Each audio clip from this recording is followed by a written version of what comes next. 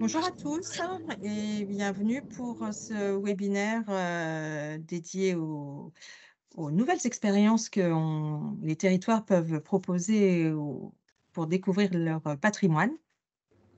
Ce matin, nous sommes en compagnie à nouveau de notre partenaire Open Tourisme Lab et puis également de deux startups et puis un intervenant extérieur. Euh, Il y a également, ma collègue, Catherine Desmoly qui est responsable du collectif, Patrimoine qui prendra la parole et également un partenaire du collectif qui nous partagera, son expérience. Je vous rappelle que ce webinaire est enregistré. Vous recevrez le lien, dans les jours qui suivent la présentation.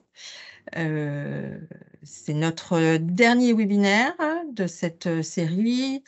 Nous sommes en train de réfléchir sur un nouveau programme, mais je vous en reparlerai à la fin. Voilà.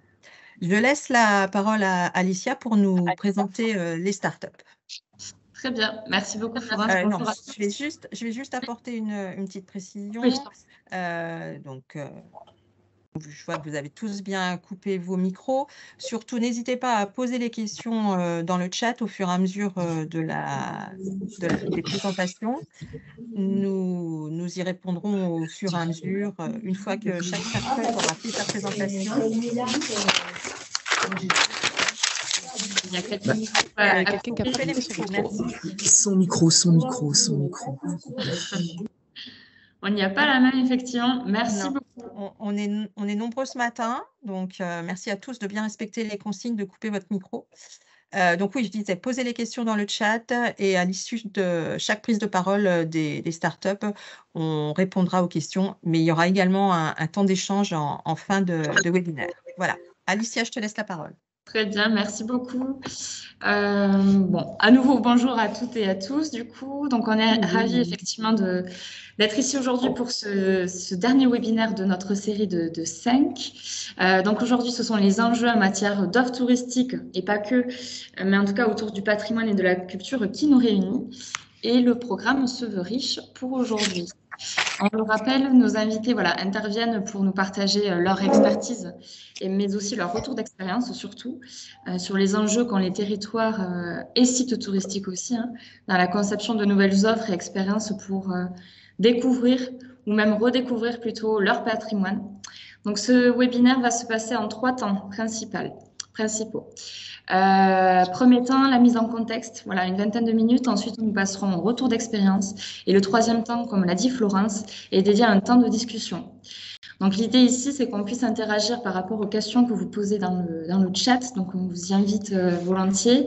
Il y aura également un retour d'expérience d'un acteur touristique. Et puis, autrement, on pourra également réagir sur certains sujets qui vont être abordés tout le long de cette heure. Et si vous souhaitez prendre la parole sur ce temps de discussion, mais volontiers, c'est avec plaisir pour nous. Ça permet de mettre aussi un visage sur chacun de vos interactions. Donc, en tout cas, on remercie grandement nos 3 intervenants, à savoir Michael Couzigou de New Art Experiences, dont l'ambition est de créer de nouvelles expériences artistiques pour inventer les loisirs culturels de demain. Et il nous proposera en tout cas une revue des tendances observées en France, mais aussi à l'étranger, peut-être principalement au Canada, il nous en dira plus, pour repenser les offres d'animation de nos patrimoines au sens large du terme, c'est-à-dire patrimoine naturel, industriel, culturel, mais aussi immatériel, comme on en a parlé lors de nos derniers webinaires. Ensuite, Olivier Daven, excuse-moi d'écorcher ton prénom, ton nom de famille, de What Is This, tu nous aborderas l'importance du coup de l'accès à l'information de nos trésors d'histoire sur site directement. Un accès 24 heures sur 24, 7 jours sur 7. Et enfin, donc, Arnaud, la baronne d'Extra Art, nous illustrera comment les expériences immersives et comment la scénarisation font rencontrer les œuvres et les publics. Et tout ça à travers plusieurs cas d'usage. Voilà. Sans plus tarder, Michael, je te laisse la parole, du coup. Voilà. Merci Alicia et merci pour cette invitation. Vous m'entendez bien? Tout va bien? Tout bon. Ok. Parfait. Bah, écoutez, bonjour à toutes et tous. Je suis ravi d'être présent sur ce webinaire ce matin pour pour parler effectivement de cette mise en valeur des patrimoines. Alors, me concernant, j'ai une expérience d'à peu près 20 ans, un peu plus de 20 ans dans le tourisme culturel.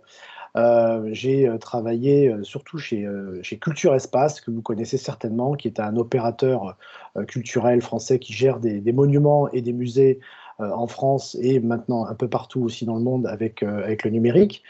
J'ai été directeur des arènes de Nîmes, j'ai été directeur du Théâtre Antique d'Orange, j'ai été directeur du Château des Baux-de-Provence.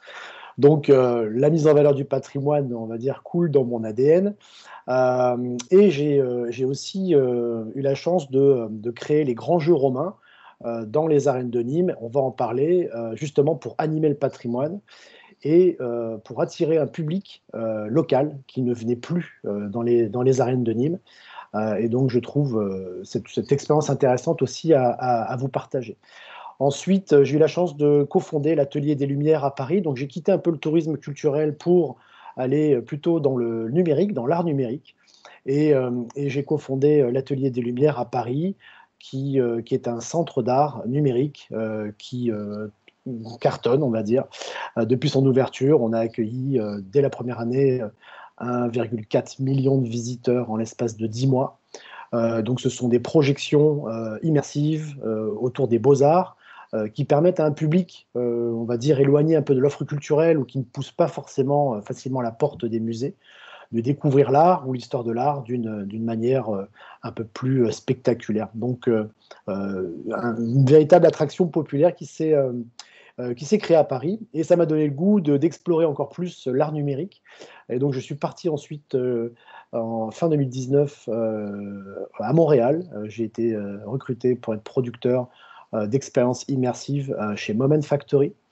Et là aussi, j'ai eu la chance de travailler sur des projets très intéressants de mise en valeur de patrimoine, de création d'expériences immersives, ou comment le numérique, comment la technologie peut augmenter l'expérience des visiteurs. Donc, on pourra aussi en parler et je répondrai aussi à toutes vos questions avec grand plaisir.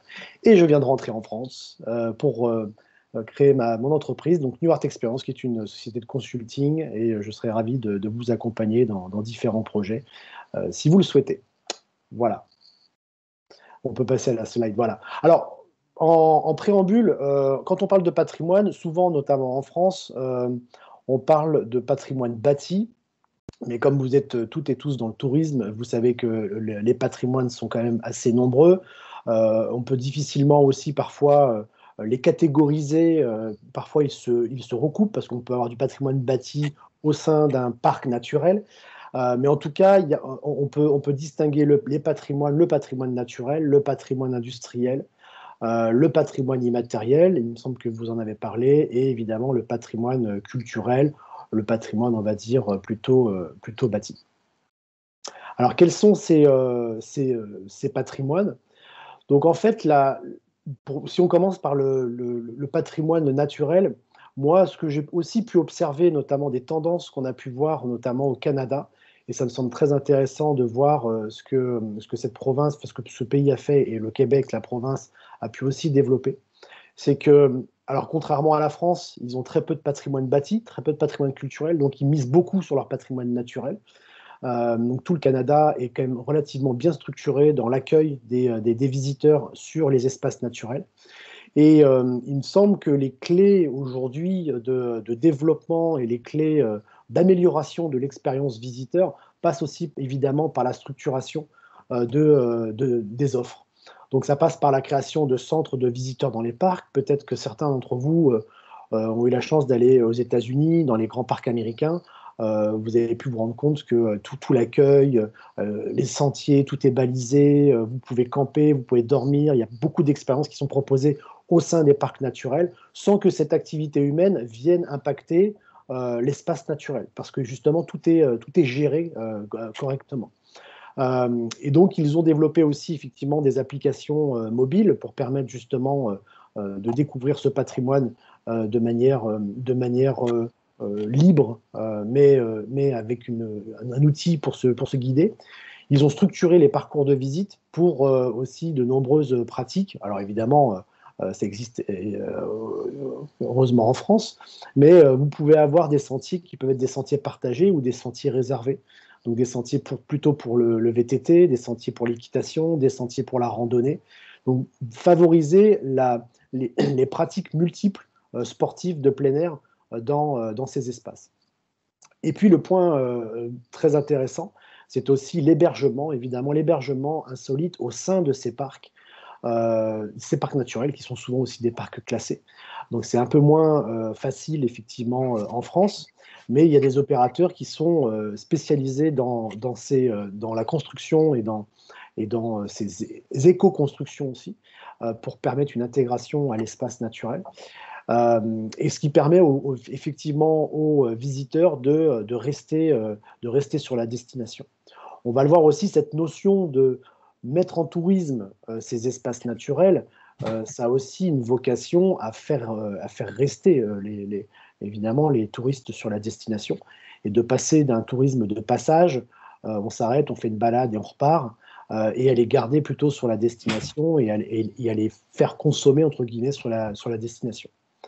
Avec Moine Factory, moi j'ai eu la chance de pouvoir travailler sur des expériences qui s'appellent les Lumina. Ce sont des expériences numériques, on va dire, et de mise en lumière de certains espaces naturels. Ça peut être des forêts, des parcs, avec des sentiers bien délimités, évidemment. Il faut savoir que tous ces parcours lumineux sont étudiés notamment aussi avec les services de protection de la nature pour que ces mises en lumière ou ces intégrations numériques n'impactent pas la vie sauvage, on va dire. Donc tout est quand même très bien contrôlé, c'est des lumières vraiment très basse tension, et ça permet quand même à des visiteurs d'avoir une expérience nocturne dans des espaces naturels. Alors, on a ouvert, alors je dis on, Moment Factory aujourd'hui a ouvert 2 sites en France. Il y en a un dans la station des Jets, et puis un autre qui est à Rochefort, donc à la Corderie Royale.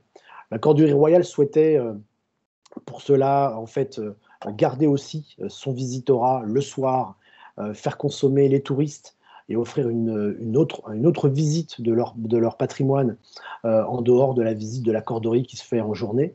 Et donc, ils ont valorisé ce parcours dans la Corderie Royale de Rochefort en nocturne. Donc, ça a créé évidemment des nuitées, ça crée des tables au restaurant. Donc, tout ça dans cet objectif de garder les touristes sur la destination. Vous avez aussi des spectacles, des concerts qui sont notamment organisés dans des espaces parfois naturels. Il y a des installations aussi artistiques qui peuvent être faites, ça peut être du land art.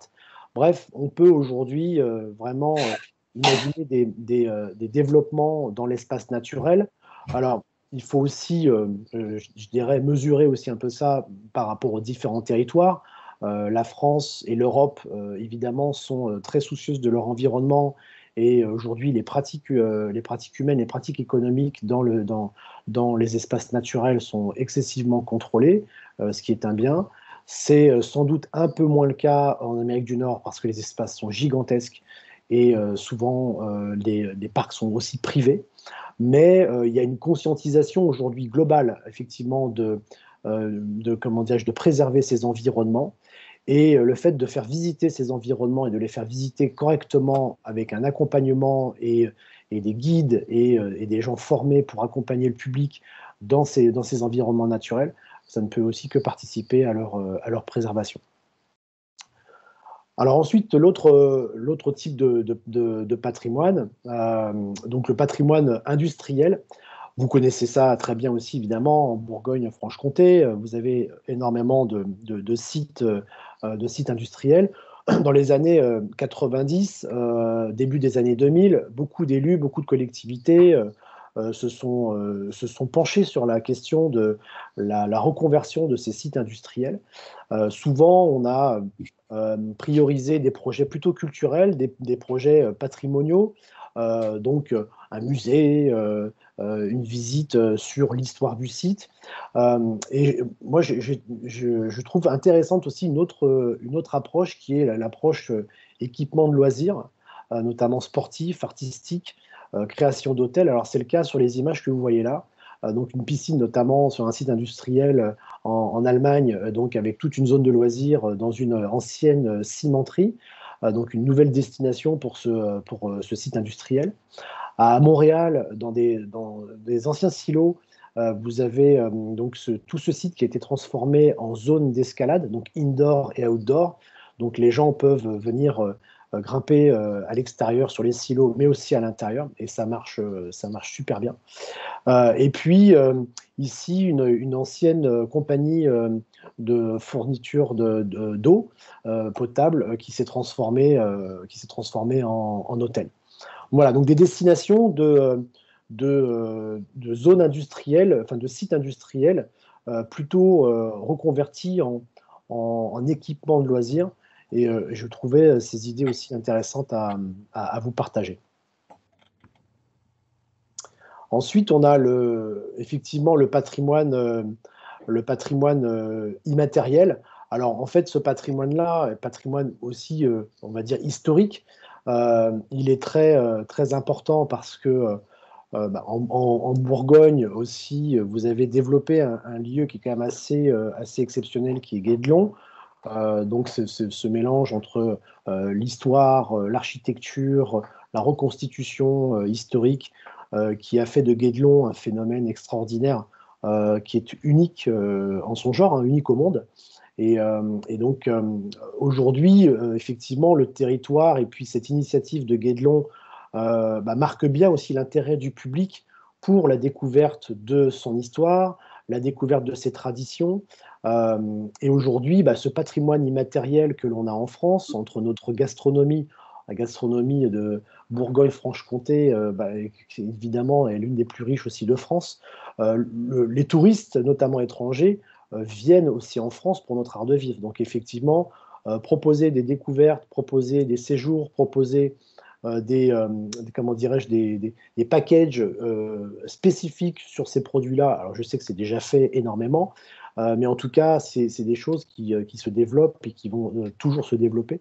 Le patrimoine immatériel de France, qui est assez extraordinaire, c'est que c'est pas délocalisable et c'est pas, on va dire que c'est pas copiable. Donc, il est unique et en fait, il ne demande qu'à être finalement mis en valeur. Sur l'histoire, effectivement, moi, avec mon expérience des grands jeux romains, ça a été assez extraordinaire parce qu'on avait ces arènes romaines qui étaient connues des 10 mois. On y allait surtout pour la tauromachie, la feria et les concerts de l'été. Mais finalement, sur la romanité, il n'y avait quasiment rien, donc avant l'arrivée de Culture Espace. Donc, mon objectif, c'est vraiment de faire revenir aussi les Nîmois dans les arènes et leur faire découvrir l'histoire d'une manière beaucoup plus vivante. Donc, on a pris le pas de la reconstitution historique dans les arènes de Nîmes.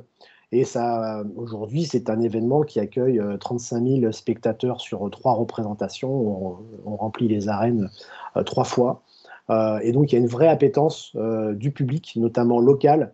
Les gens sont revenus en famille, découvrir leur histoire, participer, et on va y venir, mais aujourd'hui, les grandes tendances, hein, c'est de créer des expériences où le touriste va aussi pouvoir expérimenter et être acteur de ses loisirs. Et puis, effectivement, il y a tous les produits du terroir, on en a parlé, mais les vieux métiers aussi qui sont très importants.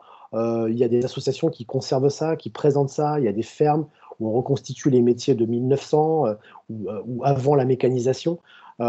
Et ça, c'est pareil, c'est des choses qui attirent énormément le public, notamment local, les enfants, les écoles.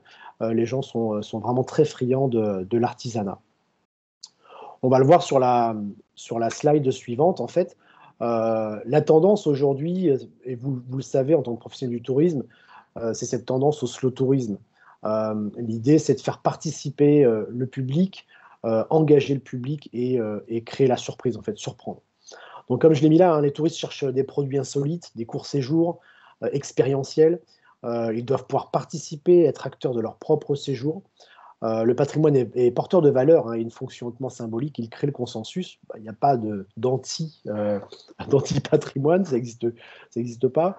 Le public est prêt à s'engager pour le patrimoine, pour une cause, un symbole.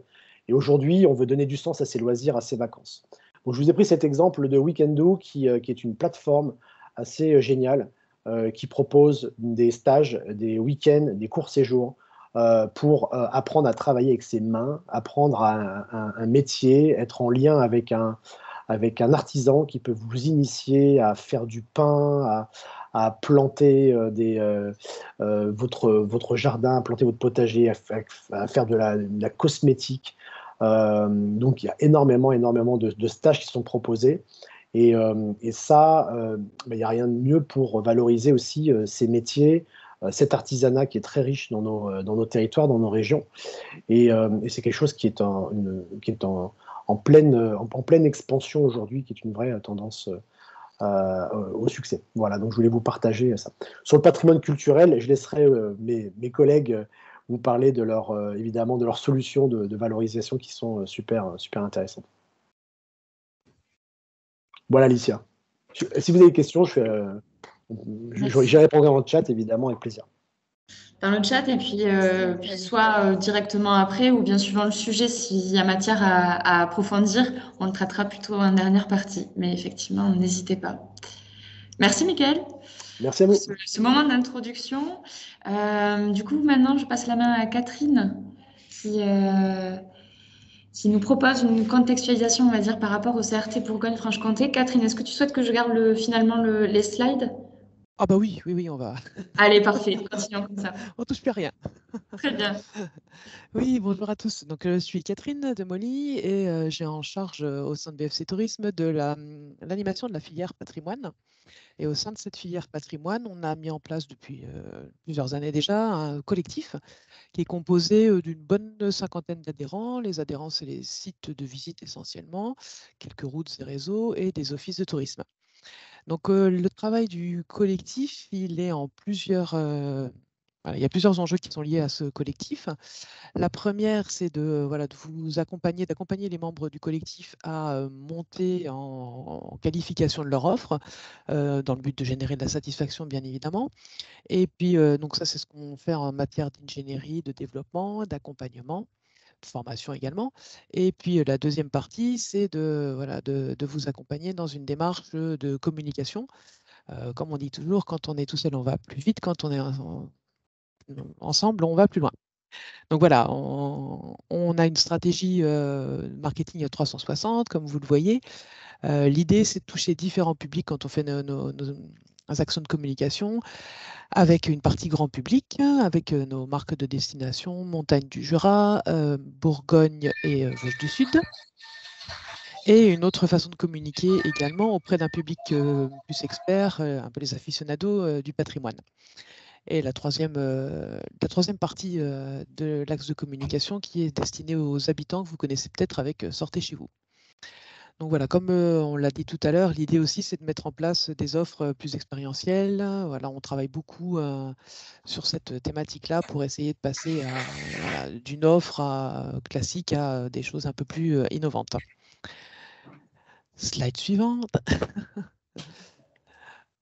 Alors, ce que je vais faire, si certaines personnes souhaitent en savoir plus sur l'organisation du collectif patrimoine, ce qu'on y fait et comment ça se passe, je vous mets le lien de notre site pro sur la page qui est dédiée. Ah ouais, voilà. Et donc, il y a Florence qui complète mon propos. Donc, vous connaissez peut-être, comme vous êtes beaucoup à être de la région Bourgogne-Franche-Comté, vous connaissez, je pense, les grandes typologies de clientèle. Donc, la première clientèle, ça reste de l'intra Bourgogne-Franche-Comté. Ah, je m'entends en écho. Super désagréable. Auvergne-Rhône-Alpes, évidemment, Paris, région parisienne et le Grand Est. Durée moyenne de séjour, on est sur bon gros 5 jours en général. Et voilà, la motivation quand même principale du touriste, hein, ça c'est indéniable, c'est la visite de site. On envisage rarement un séjour touristique sans visiter des sites emblématiques de la région. Les clientèles étrangères, on retrouve les Belges, les Allemands et nos voisins suisses tout proches.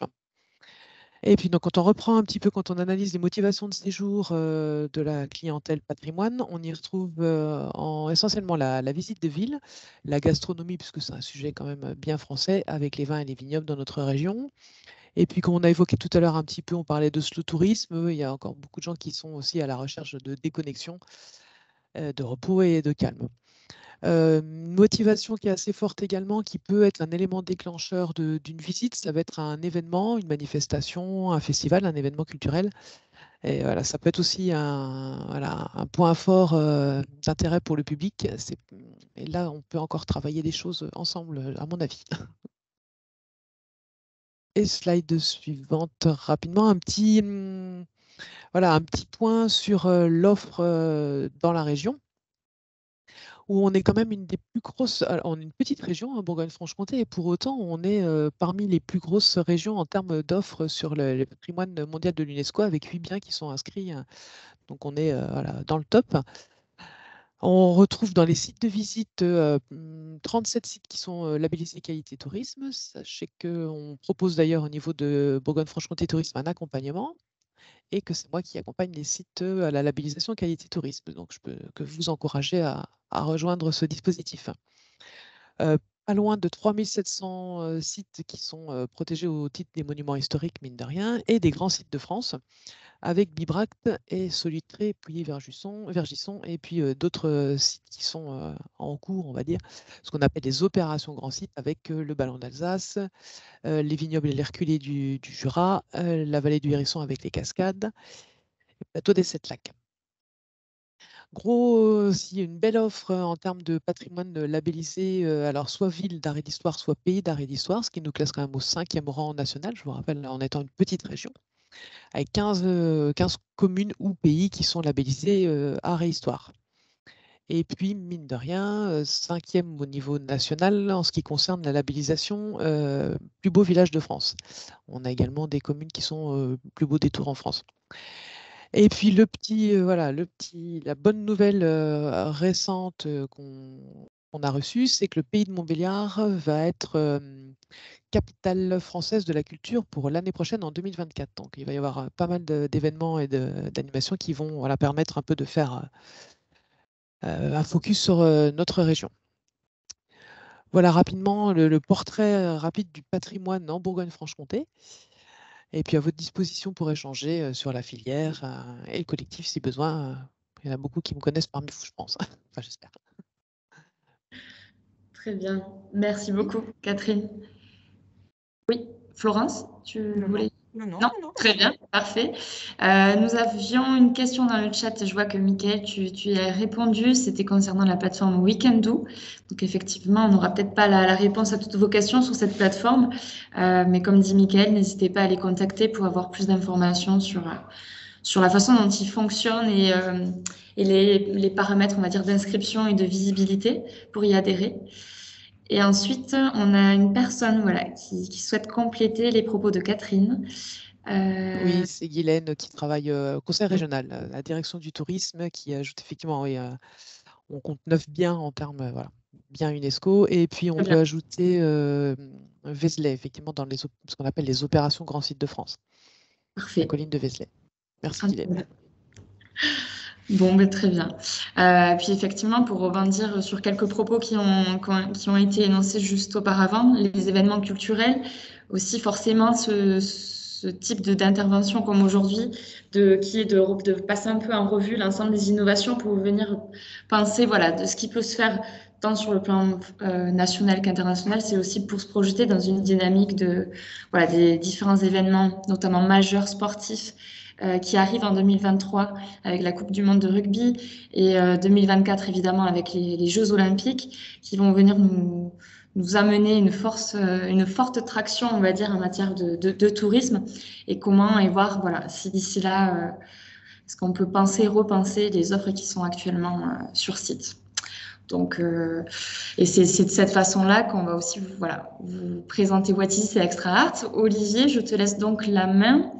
Je retire mon partage d'écran pour que tu puisses partager le tien et prendre la suite de la présentation. Bonjour à toutes et à tous. Alors, je vais partager ma présentation.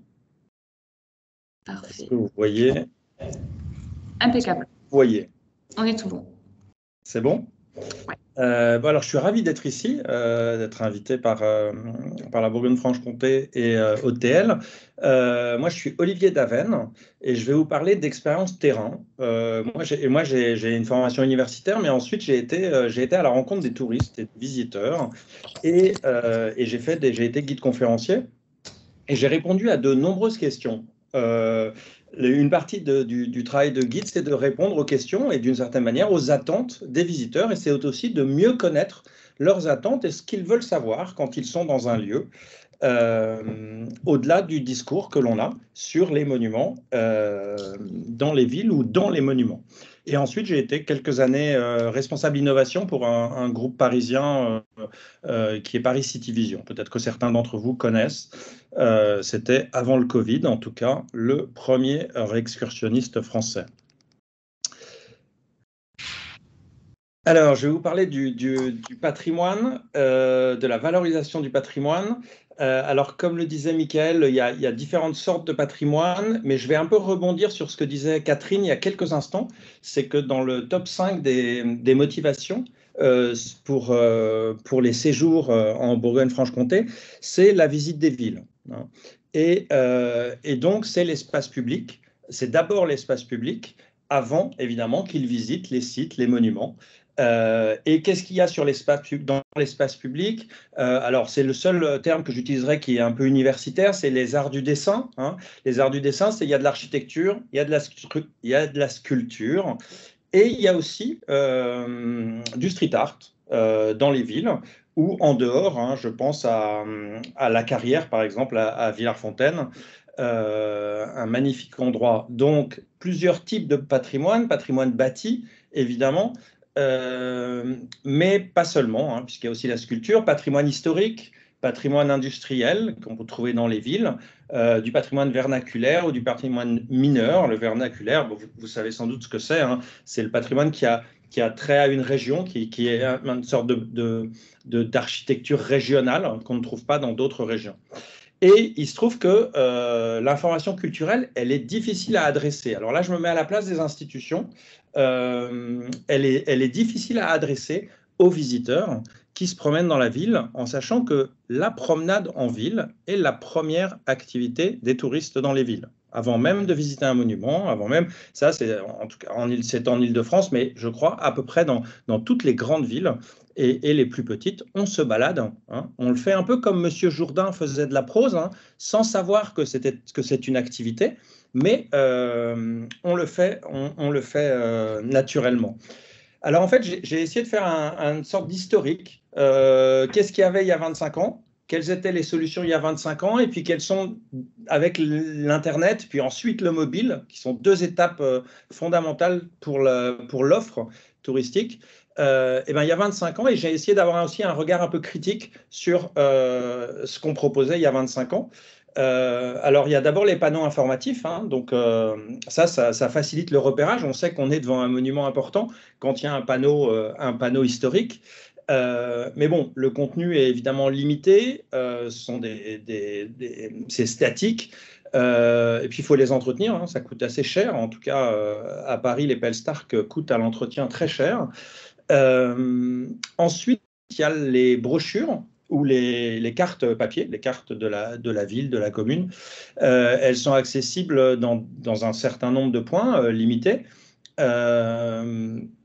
Et elles sont toujours utilisées. Les offices de tourisme, en tout cas il y a 25 ans, étaient plus fréquentés qu'aujourd'hui avec la concurrence d'Internet.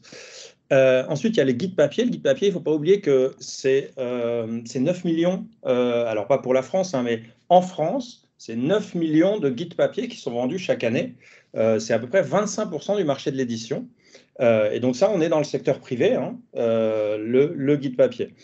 Ensuite, il y avait la visite audio, c'est-à-dire la visite commentée en général des incontournables de la destination. C'est souvent un peu le problème, c'est qu'on va toujours sur un petit peu les mêmes 10 monuments, 15 monuments qui semblent les plus intéressants. Et on n'est pas vraiment dans la culture de la curiosité ou de la découverte. On est là pour montrer un certain patrimoine. Et ensuite, il y a évidemment la visite guidée. C'est ce que j'ai fait, la visite guidée. Alors évidemment, là, il y a une problématique de saisonnalité. C'est des horaires fixes, il n'y a pas toujours la bonne disponibilité de langue. C'est assez lourd pour les institutions, les offices de tourisme, d'organiser ces visites guidées. Ensuite, là, on passe en l'an 2000. Apparaît le web. Alors, les gros changements du web, ça permettait de faciliter l'accès aux infos. On est encore, alors il faut vraiment se remémorer, hein, c'était il y a 10 ans, mais c'était un moment où on ne pouvait pas sortir avec son ordinateur, ou à peine sortir avec son ordinateur dans la rue, hein. Donc, on allait sur les premiers moteurs de recherche, Google, on tombait très souvent sur Wikipédia, qui a un contenu certes encyclopédique, mais non vérifié. Il y a eu les premiers sites des offices de tourisme, des départements autour du patrimoine. Ce n'étaient pas ceux qui arrivaient en premier sur le moteur de recherche. Et ensuite, il y a eu les blogs, l'apparition de YouTube, je crois que c'était en 2005, je crois, YouTube, si je ne dis pas de bêtises. Et puis TripAdvisor, le fameux et le terrible TripAdvisor, excusez-moi de le dire comme ça, mais qui vous donne les 15 monuments à voir avec des commentaires d'amateurs ou de curieux, avec un discours plus émotionnel qu'universitaire sur les monuments. Enfin, il y a une espèce de mélange de propos qui sont difficiles à analyser et qui n'ont pas vraiment, qui sont pas qualifiés en fait, qui n'ont pas le niveau minimum requis pour apprendre quelque chose sur le monument. Et ensuite, il y a la révolution du smartphone. On en est là. Le smartphone, c'est 2008. Hein. Le smartphone a créé des nouvelles possibilités, de nouveaux usages. Et il y a encore des nouveaux usages qui restent à inventer avec le smartphone. On est sur un accès au web en mobilité. Donc ça, c'est le grand changement du smartphone. La map interactive. Donc on peut se diriger dans une ville. On peut faire des visites audio avec le GPS. Donc on est toujours sur des parcours convenus, contraints, mais au moins on peut se diriger avec une carte. L'apparition ou la réapparition du QR code, la renaissance du QR code avec le Covid, puisque c'était un peu une invention morte-née dans les années 2000, et puis finalement, le Covid, enfin la crise sanitaire a donné un nouvel élan au QR code qui permet d'avoir des informations, encore faut-il le trouver, mais une fois qu'on est face à un QR code, on sait qu'on peut avoir des informations. Il y a toutes les propositions en réalité augmentée aussi. Alors ça, on peut le faire aussi. J'ai vu récemment une société qui faisait ça avec le smartphone des clients, hein, et avec des lunettes, des espèces de lunettes en carton. Donc ça peut se faire aussi avec le smartphone, pas forcément seulement avec des gros appareils. Et puis, il y a alors la révolution, on promet une révolution ChatGPT, je pense que vous en avez entendu parler, hein, une intelligence artificielle qui pourra répondre à toutes vos questions en direct. Alors ça, on ne va pas pouvoir dire que c'est du contenu qualifié. Hein. Moi, j'ai fait un essai parce que je travaille autour d'autres startups qui sont dans le web. Et j'ai posé une question sur les chevaux de Marly, hein, qui sont donc exposés au début des Champs-Élysées, et on ne m'a pas du tout répondu que c'était Guillaume Coustou. Hein. Ils sont moins bons encore que Google. Hein. Quand on pose une question à Google, au moins Google sait que les chevaux de Marly, c'est Guillaume Coustou. Alors, la digitalisation de l'information culturelle, elle est très importante. Les institutions, et ça, je crois que tout le monde le sait, en fait, que les institutions disposent de contenus pléthoriques, des contenus de qualité, faits par des professionnels, par des universitaires, par des spécialistes, mais ce sont des contenus qui ne sont pas faciles à mettre en valeur. D'abord parce que dans un moteur de recherche, on vous propose ce sur quoi les gens ont le plus cliqué, ou alors sur les sites qui ont payé pour être en premier quand vous tapez sur Google. Donc, la numérisation et la mise en ligne ne suffisent pas à elles seules pour donner accès au patrimoine et à intéresser les gens. Il y a un enjeu, il y a un vrai enjeu qui est de capter l'attention et d'adresser aux visiteurs en fait l'information qu'ils recherchent. Et comme vous allez le voir, c'est pas facile en fait. Parce que si on s'est arrêté à... en fait, le visiteur, quand il va arriver devant le monument, ça sera un peu trop tard. Il est trop tard. S'il n'a pas l'information, la première réflexe qu'il va avoir devant un monument, c'est quand même de baisser les yeux pour chercher de l'information. C'est quand même assez étonnant, hein, c'est culturel, mais quand on veut de l'information, ben on arrête de regarder le monument. On cherche l'information et ensuite, on la lit. Hein. On continue à ne pas regarder le monument. Et voilà, je vais vous en parler un petit peu plus tard. On a essayé de trouver, après cet état des lieux, une espèce de solution. Alors, il y a une question dans ma présentation, donc je vais vous demander d'aller sur le chat. Qu'est-ce que les institutions recherchent quand elles mettent en place de nouvelles solutions ou de nouvelles propositions pour les touristes ou pour les visiteurs? C'est des réponses que j'ai eues, en fait, moi, en allant voir des institutions. Et donc, je les ai toutes mises et pour savoir quelles étaient celles qui vous semblaient le plus importantes. Et donc, vous pouvez cocher trois des cinq réponses. Est-ce que c'est d'abord de répondre aux nouvelles attentes et aux nouveaux comportements de visiteurs avec le smartphone, hein, des visiteurs hyper mobiles et hyper connectés? Est-ce que c'est d'attirer de nouveaux publics? Est-ce que c'est de permettre aux locaux de découvrir ou redécouvrir le patrimoine régional? Est-ce que c'est d'encourager la curiosité et le goût de la découverte des visiteurs? Ou est-ce que c'est d'allonger le temps de visite dans les destinations? Alors, je vous laisse quelques secondes. Alors, Alicia, tu gères ce temps de questions? Tout à fait. Tout le monde voit bien la question? Oui, on a des premières réponses. Okay. Nous avons 15 réponses. Donc, 1 à 2 réponses, c'est ça, Olivier, pour essayer de prioriser au maximum et voir ce qui ressort le plus? Vous pouvez aller jusqu'à 3 réponses. Allez. Et on verra ce qui ressort le plus à l'issue de la présentation. Pour le moment, en pole position, nous avons attiré de nouveaux publics. Et nous avons également permettre aux locaux de redécouvrir le patrimoine régional. Enfin, le temps que je vous parle, finalement, les réponses n'arrêtent pas d'arriver. Bon, peut-être qu'on peut te laisser continuer le temps que tout le monde puisse répondre. On regarde le timing, il est 10h44. Voilà. Ouais, j'ai encore quoi? J'ai encore 4 minutes? Oui, je t'en prie.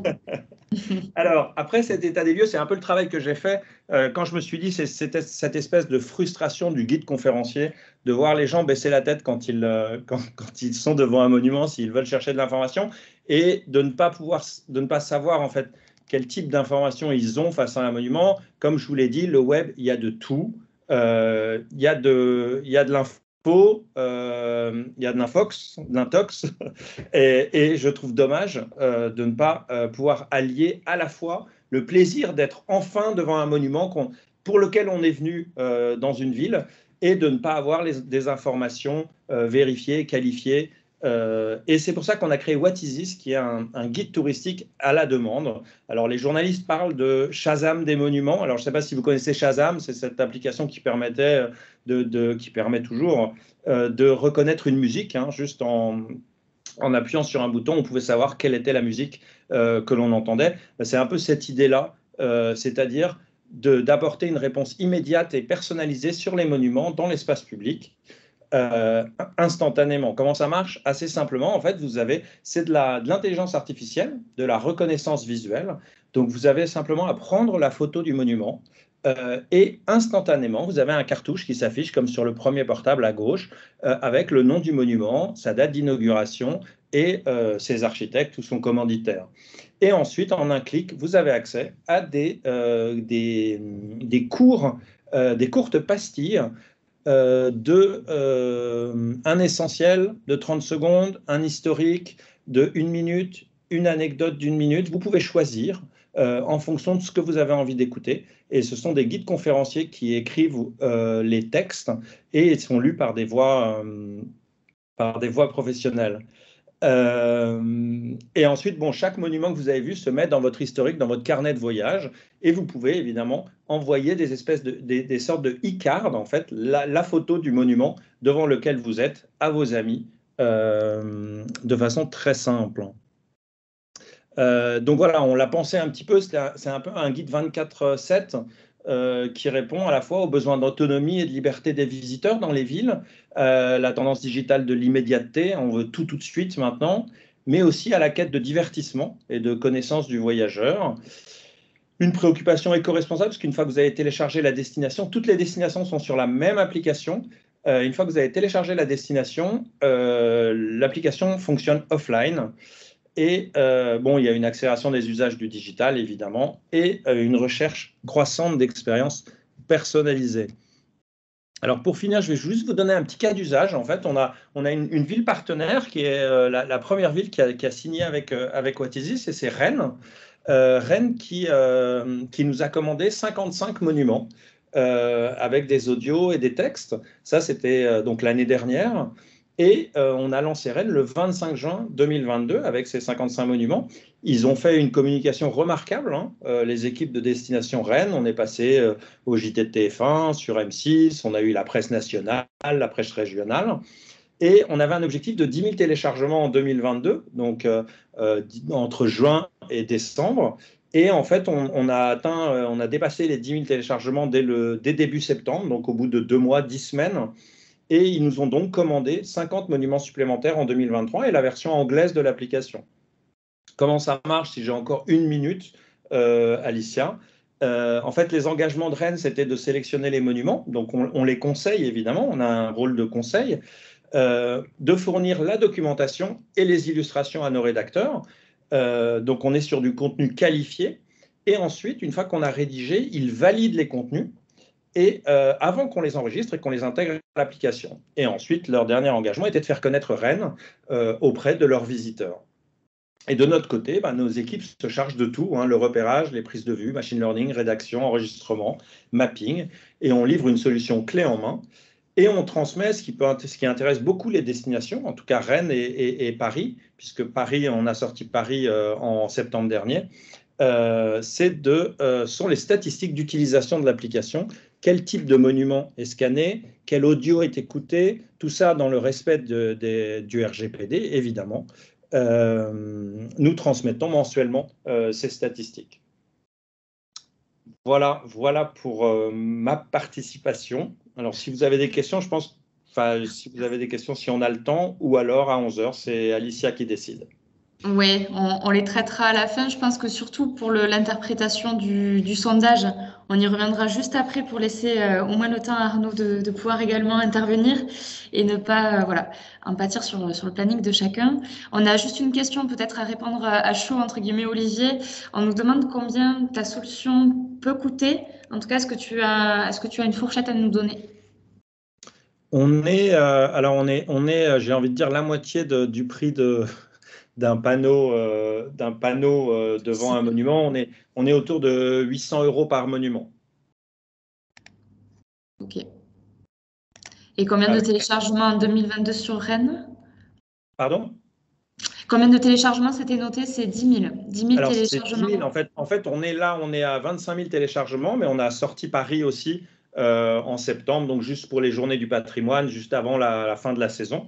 Donc, c'est 2023 qui va être la grande année What Is This, puisqu'on sort la version anglaise de Paris, la version anglaise de Rennes, et puis d'autres villes, dont une en Bourgogne-Franche-Comté, qui sera, et aussi des villes en Normandie. En Normandie, il y a 3 villes normandes qui nous ont commandé l'application. Et on est en discussion avec d'autres villes en France pour 2023 encore. Parfait. Merci Olivier. On reviendra. Alors, je vois qu'il y a d'autres questions, mais si vous le permettez, on les prendra juste après. On aura le temps de revenir sur chacun d'entre vous. Voilà. Merci Olivier. Arnaud, je te laisse prendre la main. Alors, je prends la main sur la présentation à travers la bonne fenêtre. Voilà. Et là, normalement, vous voyez tous apparaître le nom de ma société, ExtraArt. Parfait. Voilà, je fais une transition avec le sondage qu'on vient de voir, puisque il semblerait qu'attirer de nouveaux publics, c'est la tendance qui se dessine par rapport aux motivations des professionnels du tourisme.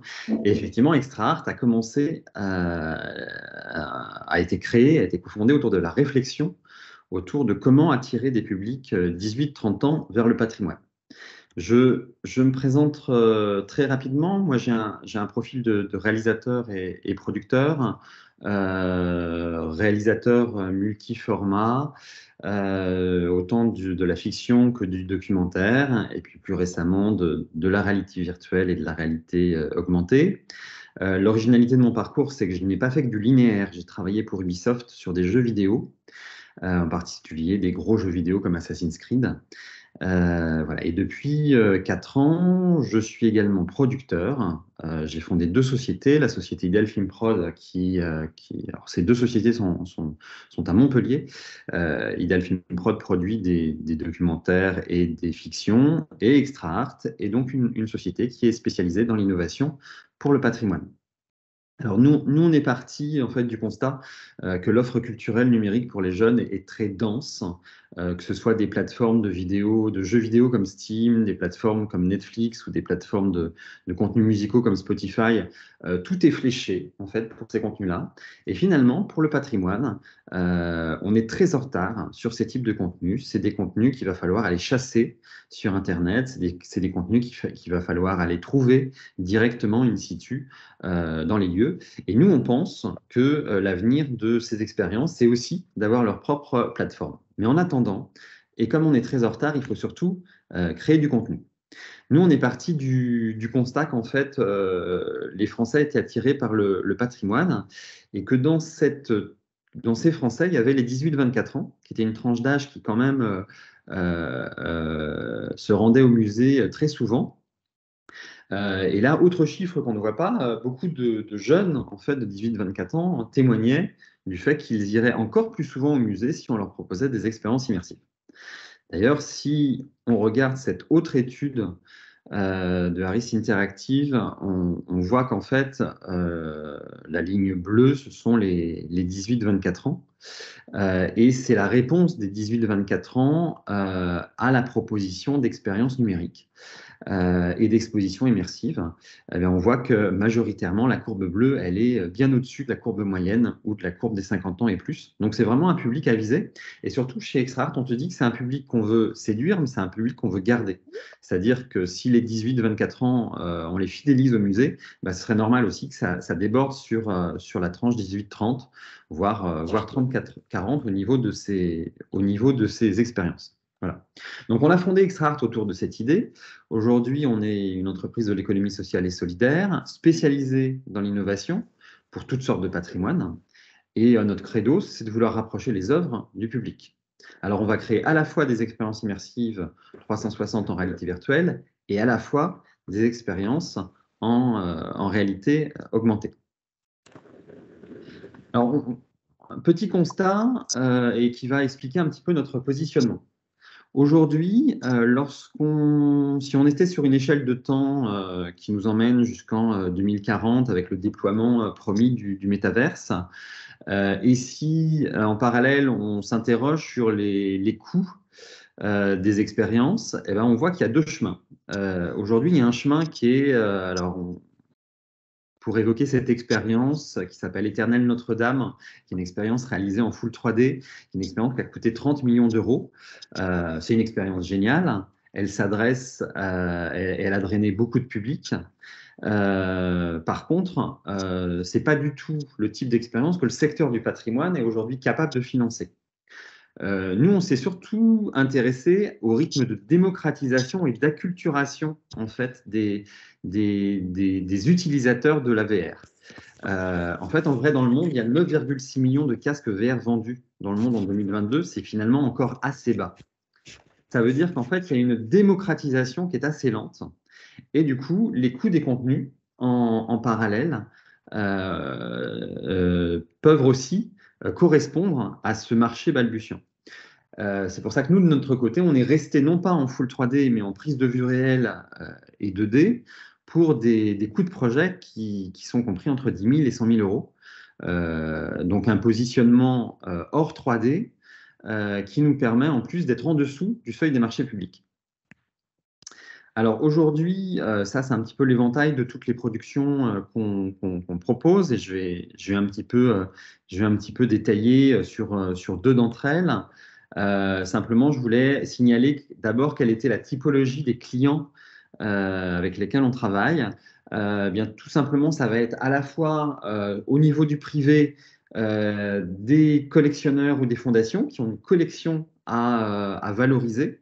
Au niveau des institutions culturelles ou des collectivités, ça va être souvent de nous faire valoriser un lieu de patrimoine, un musée, un monument, parfois des lieux fermés. On vient de réaliser la visite du château de Longzègue, qui est en fait un petit château du début du 19e siècle, mais qui est aujourd'hui une clinique de soins, donc il ne peut pas être visité. Donc on a fait une expérience virtuelle pour visiter ce lieu et remettre en contexte en fait l'historique, tout ce que les archives avaient pu garder sur ce lieu.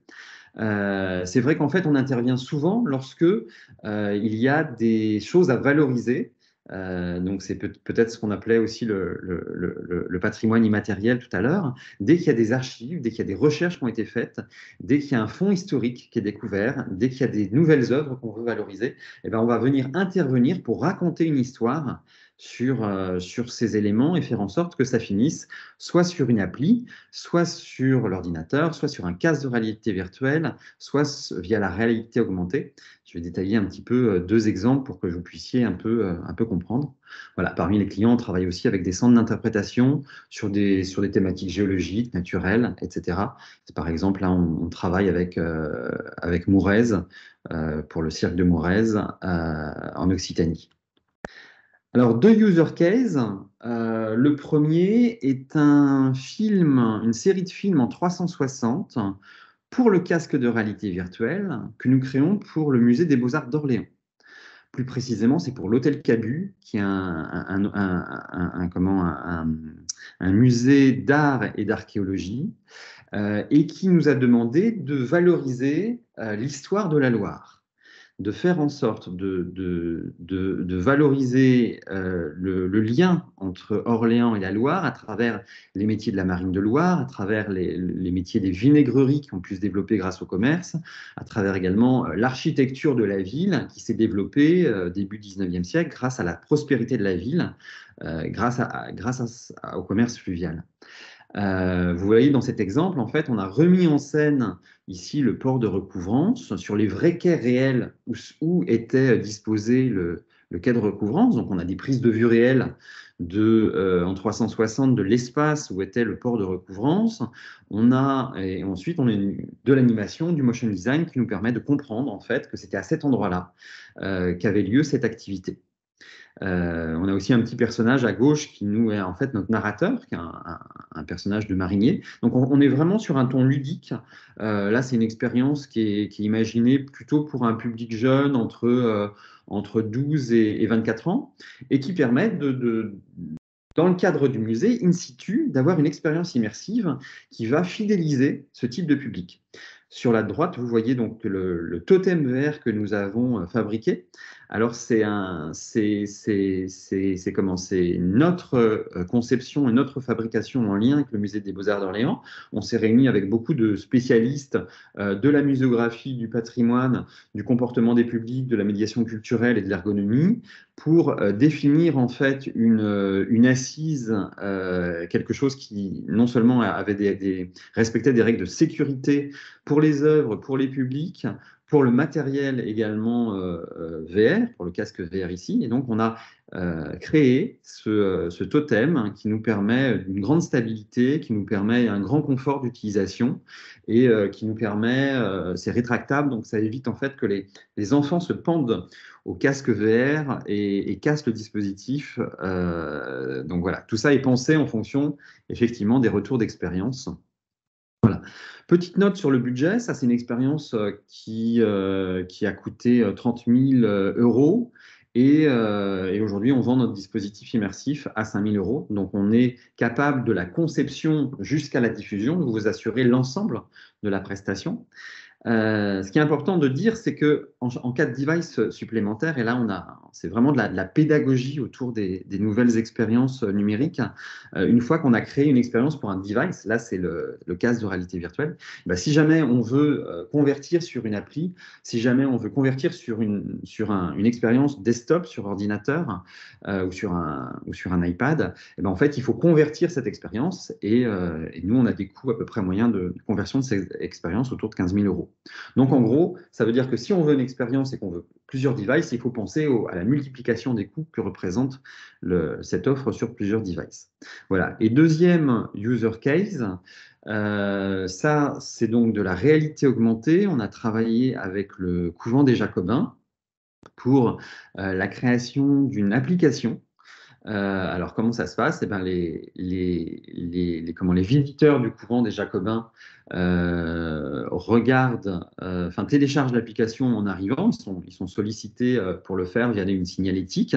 Ils dirigent ensuite le portable qui les guide vers les murs. Et là peuvent apparaître les anciennes fresques, les anciennes peintures murales qui étaient disposées. Alors nous, on n'a pas inventé en fait le visuel de ces peintures murales, c'est le fruit de toute une recherche des spécialistes du patrimoine sur place. On a simplement travaillé avec eux pour comment avoir la version la plus réaliste, la plus historiquement juste de ce qu'on imaginait être à l'époque de ces peintures murales.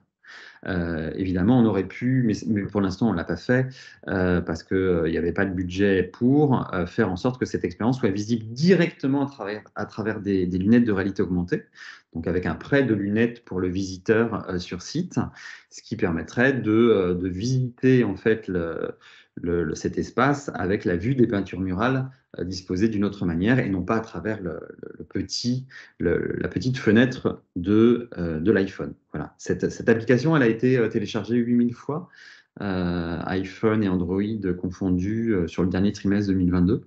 Donc, on est assez content de ce succès et on est totalement dépendant du nombre de visites en fait dans le lieu. Donc, c'est quand même ça veut dire qu'il y a un bon pourcentage. On ne connaît pas le ratio, mais c'est un très très bon pourcentage des gens qui visitent le couvent des Jacobins qui téléchargent l'application. Voilà, j'en ai fini pour toutes les expériences et les user cases que je pouvais développer. Et tout simplement, sachez que nous, on travaille main dans la main avec les différents partenaires et clients qui se présentent à nous, avec à chaque fois un projet de conception, diffusion différent. Et on est disposé à écouter les besoins qu'il peut y avoir en Franche-Comté. Merci Arnaud pour cette présentation. Avant de laisser la parole à Christelle Imbert, donc la directrice des Maisons Comtoises et qui est membre du collectif Patrimoine, on va revenir sur les résultats du sondage. Donc on voit que la première réponse est d'attirer des nouveaux publics. Ensuite, on a permettre aux locaux de redécouvrir ou découvrir le patrimoine régional en deuxième position. Et enfin, la troisième, dans le top 3, la troisième réponse est répondre aux nouvelles attentes, aux nouveaux comportements des visiteurs qui sont hyper connectés. Voilà. Bon, les résultats restent ça confirme ce que viennent de dire Arnaud et Olivier. Maintenant, on va laisser la parole à Christelle qui va nous faire un petit retour d'expérience par rapport à ce qui a été mis en place au musée Comtoise. Bonjour. Au musée des Maisons Comtoises, pardon. Bonjour à tous. Qui va corriger sa fonction. Oui, exactement, c'est ce que j'allais faire. Merci Catherine. Oui, je suis la chargée de communication. Ah oui, pardon, excusez-moi. Du musée des Maisons Comtoises à Nancray. Alors, je ne sais pas si vous connaissez tous le musée. On est situé à 15 km de Besançon et on a un musée qui est totalement atypique puisque c'est un musée de plein air où on regroupe une trentaine d'édifices qui ont tous été démontés, prélevés un petit peu partout en Franche-Comté, donc démontés et remontés sur un parc de 15 hectares. Voilà, avec une muséographie à l'intérieur de ces maisons qui permet de montrer un petit peu l'évolution des modes de vie. Et puis alors nous, le retour d'expérience qu'on peut faire, c'est que du coup, on a des maisons qui datent du XVIIe au XIXe siècle et qui ne permettent pas d'être accessibles à tous, donc surtout accessibles, on va dire, aux personnes qui sont en fauteuil roulant. Et donc ça, c'était notre constat et notre problématique. Et pour y résoudre, nous avons travaillé en fait avec une entreprise qui n'était encore pas installée à l'époque, puisque c'était en 2015, qui nous a trouvé une solution en fait alors c'est pas une application, mais c'est comme une application qui a permis de pouvoir faire des visites en 360 degrés, de pouvoir faire des visites thématiques qui soient aussi traduites en LSF, LPC, audiodescription et sous-titrage. Et d'ailleurs, qui a permis aussi une traduction en anglais et allemand, puisque au final, l'objectif premier était vraiment de rendre accessible le musée, mais au final, ça a permis aussi à d'autres visiteurs de rendre accessible notre site. Donc voilà, le premier constat, c'était celui-là, c'était de pouvoir vraiment arriver à obtenir, on va dire, le label Tourisme Handicap. Et l'autre problématique qu'on avait, c'est qu'on est sur un site qui est très vallonné et qui ne permet pas de pouvoir connecter un téléphone en 4G partout. Donc, l'entreprise avec laquelle on a travaillé avait aussi la problématique de pouvoir, on va dire, irriguer tout le parc d'une autre manière qu'avec la 4G pour pouvoir donner, on va dire, un certain nombre d'informations sur les téléphones portables ou sur tablettes aux visiteurs. Et donc, cette entreprise, elle s'appelle Livedéo, elle est située à Besançon. Et elle nous a créé, on va dire, des bornes Wi-Fi qui permettent, quand les visiteurs arrivent au musée, sans téléchargement d'application, juste en se connectant au Wi-Fi, de pouvoir récupérer un certain nombre d'informations sur leur téléphone portable. C'est très fluide et quand ils repartent du musée, ils n'ont absolument rien sur leur téléphone. Donc, c'était vraiment le côté innovant. Bon, ça date de 2015, parce que c'est en 2015 qu'on a vraiment mis en place ce projet-là. Aujourd'hui, c'est sûr qu'ils ont déjà mis en place ce type de visite dans d'autres musées. Et voilà, ça a été vraiment en tout cas une belle expérience et une belle expérience offerte au public du musée. Et au final, on s'est aperçu que cette application qui était au départ destinée, on va dire, au public handicapé, sert vraiment à tous les publics. Et puis, c'est vraiment à la carte. Alors, c'est quelque chose qu'on propose gratuitement au musée. Mais voilà, les visiteurs qui veulent se connecter et pouvoir bénéficier de toutes ces informations peuvent le faire. Et ceux qui n'ont pas forcément envie de se connecter parce qu'ils ont plutôt envie de déconnexion et d'un retour à la nature, voilà, peuvent faire la visite traditionnelle sans avoir toutes ces informations-là. Donc, c'est vraiment quelque chose qui est à la carte et qui est plutôt bien vécu, on va dire, par nos visiteurs. Voilà le petit retour d'expérience qu'on pouvait vous donner aujourd'hui. Super, merci beaucoup.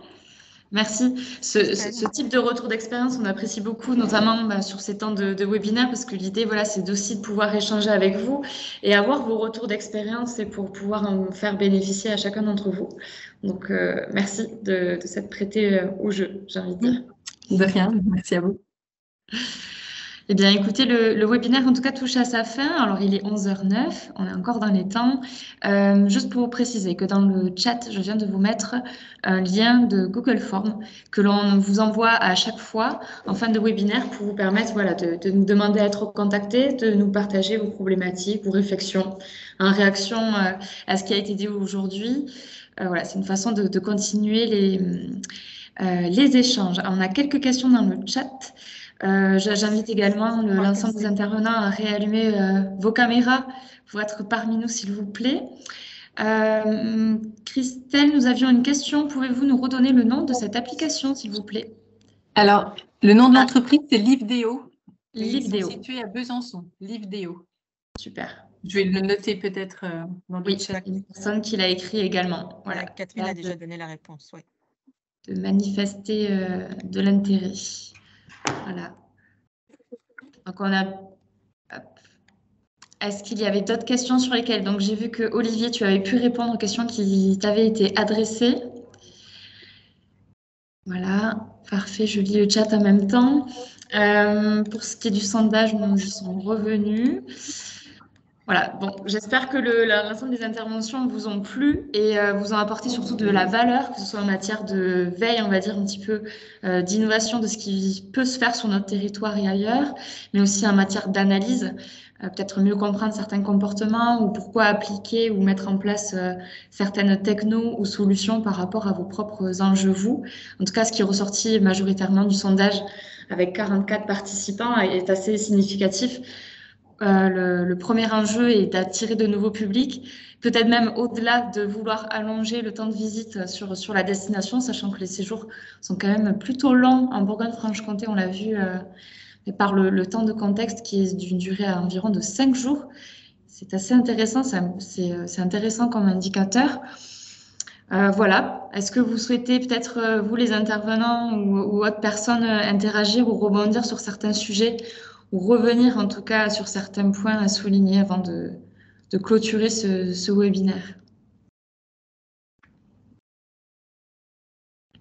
Pas spécialement.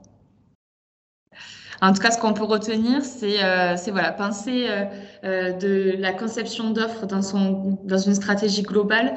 On le disait, globale à la fois sur le territoire au-delà même du site touristique, globale dans l'offre qui est proposée, qu'elle soit riche et qu'elle puisse correspondre à tout le monde. Une offre aussi qui soit inclusive et qui puisse voilà, attirer tout type de profil et de touristes.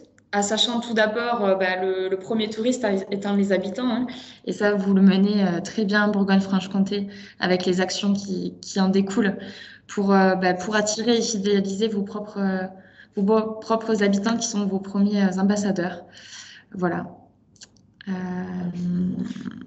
Et on a abordé également les différents enjeux à cette revalorisation de l'ensemble en repensant en tout cas les usages et les façons d'attirer les personnes sur nos patrimoines, sur les territoires. Voilà. Je lis également le chat. La région BFC a mené une étude sur l'attractivité régionale. Ce qui est ressorti, ce sont les deux éléments suivants, tourisme et patrimoine. Ouais. Voilà.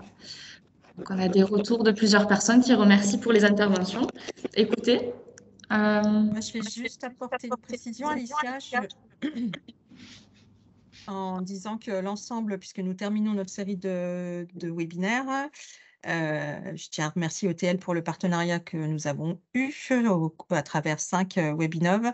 L'ensemble de ces webinaires sont en ligne sur le site professionnel du CRT. Je vous mets l'adresse dans le chat. Et puis, comme d'habitude, je vais vous envoyer très vite le replay de celui-ci. Nous réfléchissons aussi à un prochain programme de webinaire, donc on ne manquera pas de revenir vers vous avec des différentes thématiques. Voilà. En tout cas, merci Olivier, Arnaud, Michael, Catherine pour votre participation. Merci à Christelle des Maisons Comtoises pour son témoignage, parce qu'on voit que même si on n'est pas connecté, il est possible quand même d'avoir des solutions. Donc, voilà. Merci à tous. On était très nombreux ce matin et je vois qu'on est, malgré qu'on arrive à la fin du webinaire, on est toujours encore très nombreux. Donc, le sujet passionnait et était passionnant. Merci beaucoup. Merci à tous. C'est une très bonne journée. On se dit à très bientôt, j'espère. Bonne journée, à bientôt. Au revoir. Merci à tout le monde. Au revoir. Merci à tous.